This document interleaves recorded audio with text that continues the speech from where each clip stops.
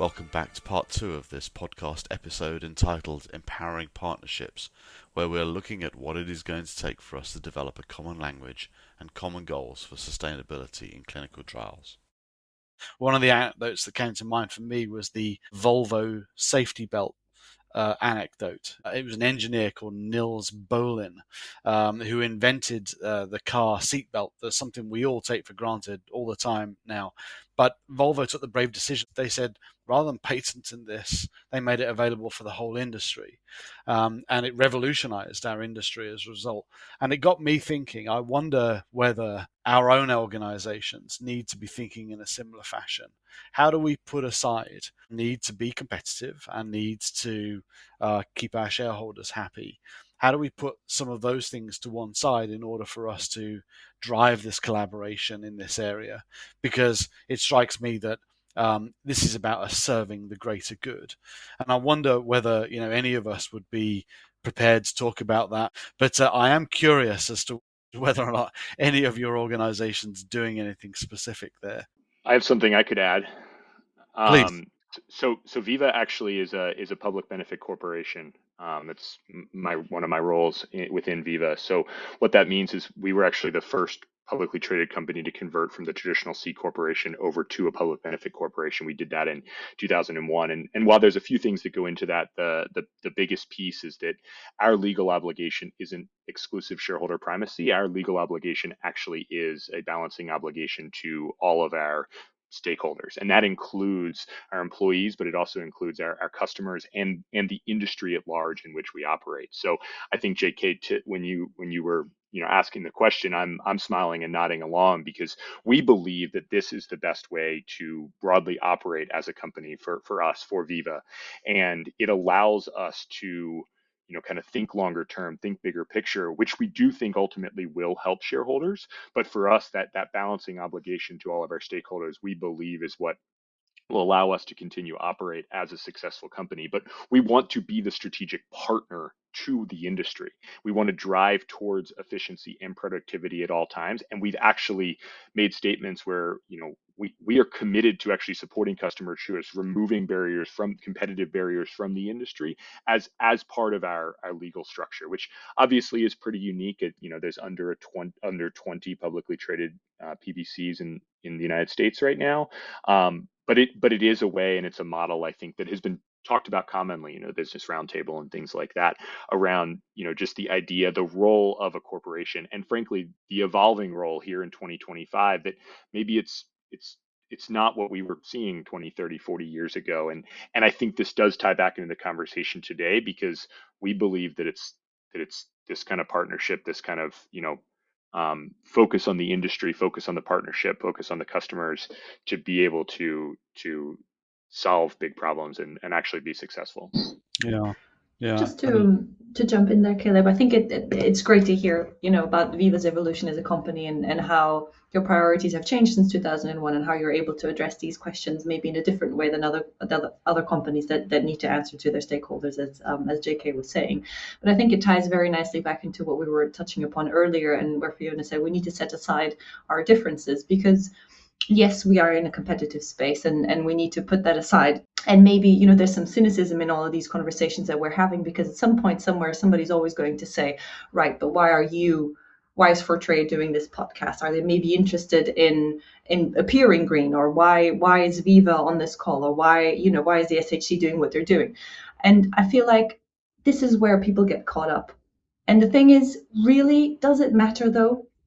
Because if we're all working towards the same goal, we need to all be in the same boat. And of course, as Fiona was saying, people have different goals and we need to make sure that those are met. We like to think that we're all altruists, but everybody has something in it, why they're doing it, be that their passion or their commitment, or maybe it is that there's a commercial advantage. But how bad really is that? And I'm, not saying that that's why we're doing this podcast at all. But what I'm saying is, this is the hump that I feel that some people can't get over, is that we have some differences, but we need to set those aside. Whatever brings us here today is making us be here today and show up and collaborate. I was just going to say, in that vein of working together, because I agree that's key. And I think that's been a big part of, what we've been talking about from a partnership perspective, and then going, deeper and kind of stemming off of Caleb as well.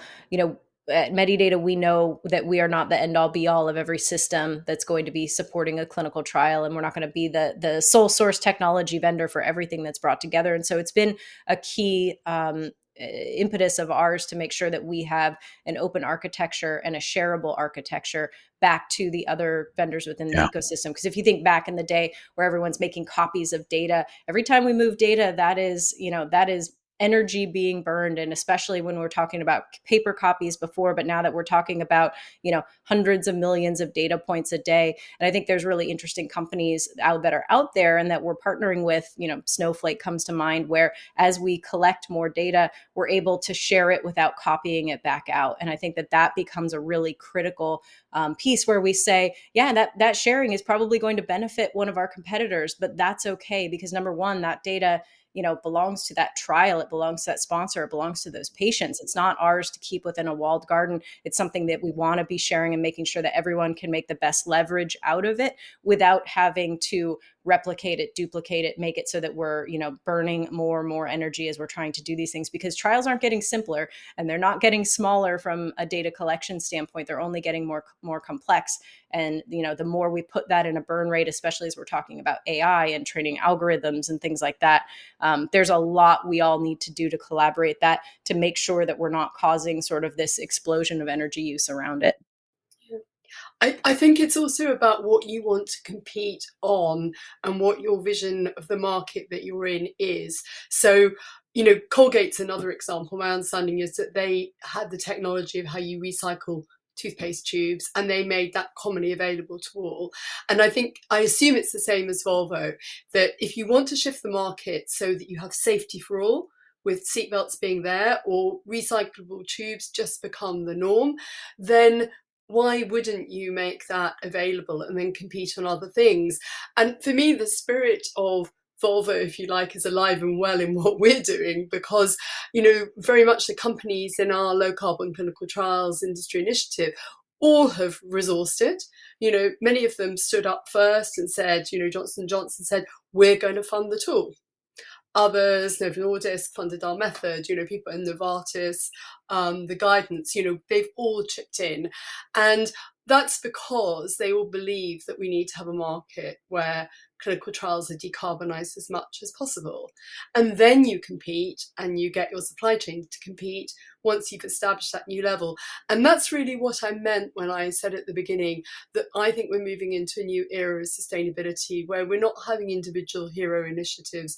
We're actually trying to change the system so that it operates with different operating rules. And what we're saying is that, I think Lisa's absolutely right. Sometimes patient experience will come first. Of course it will. And, we always want to consider environment, because if we think about being sustainable by design, then actually we will find that it's cheaper, more efficient, and we'll get a better clinical trial, a simplified clinical trial. So why wouldn't you want to do that? Well, and there was I thinking we wouldn't get much out of that question, having gone over a lot of ground already. That question really sort of uncovered quite a lot of passion and thought with you all. And Marlene, thank you for pointing out, yes, Fortrea is green. At least our logo is green at the very least, which that we'll take that, right? But just to pick up on the point that you made there, why are we doing this at all? We are we're collaborating as organizations, and we are driven by a single goal, and I think the single goal is, how do we get medicines to patients faster? How do we do that more efficiently? How do we do that more productively? And we're a big industry. There's a lot of opportunity across our industry to be working, and there's plenty of food on the table for us to consume. So by collaborating, making this better. We're getting towards the end of our podcast now, but I wanted to ask. I've got a couple of additional questions, and there's a little smile on my face with some of these, because it gives us an opportunity to talk openly. But what is stopping progress in our area? So if you could say one thing to our listeners, what they could do tomorrow to get involved and started in this area, what would that be and why? Lisa, let's start with you. Sure.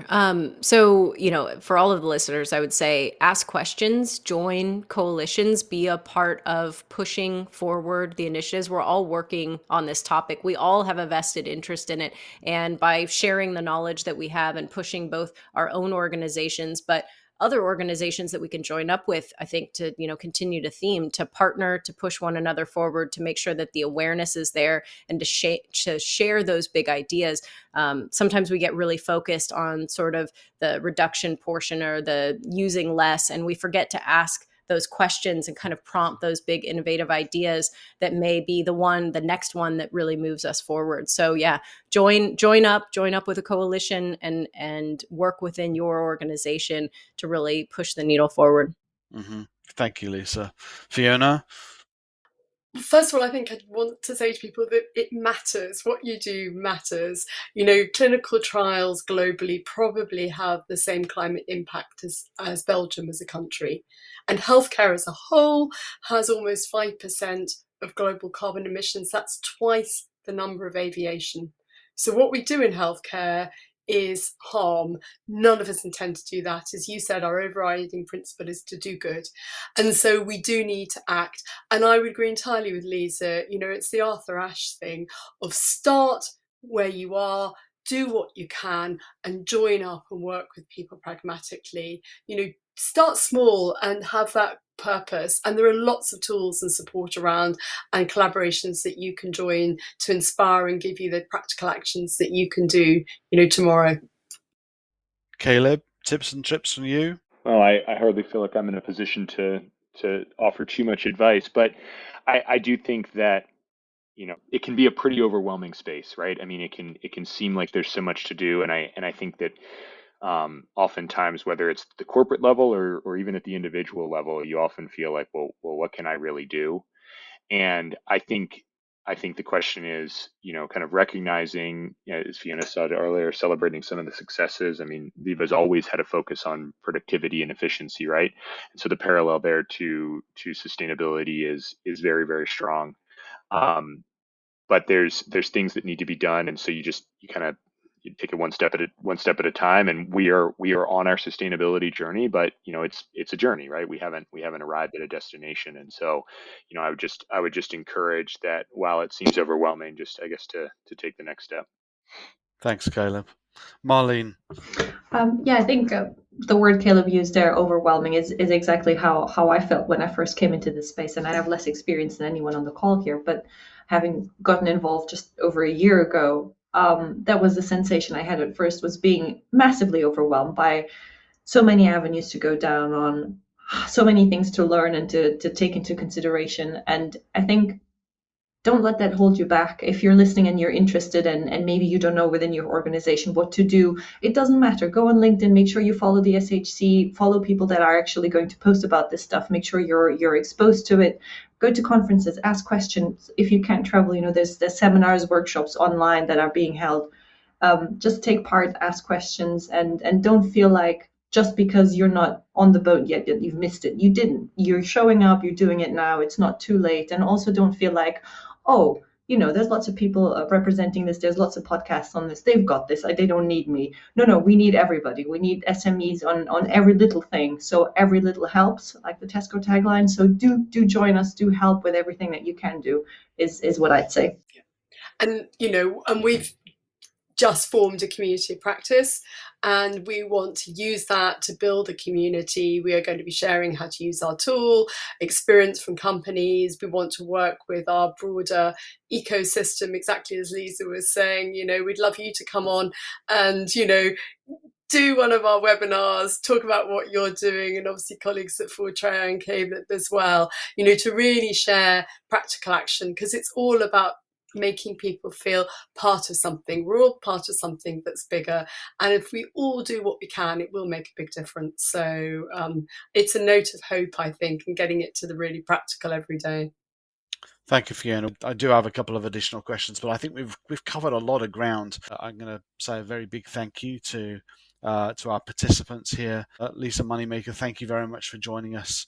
And Caleb from Veeva, thank you very much. Fiona Adshead, particularly grateful of your contributions and the work that you've been sharing and leading at the Sustainable Healthcare Coalition. And Marlene as well. I think you won the battle with the Blackbird. The sun has clearly gone down. So thank you for joining us. I kick us back off with an anecdote about how one organisation put aside competitiveness for the sake of car safety, and ask our panel how our industry might put aside competitiveness to drive collaboration towards sustainable thinking.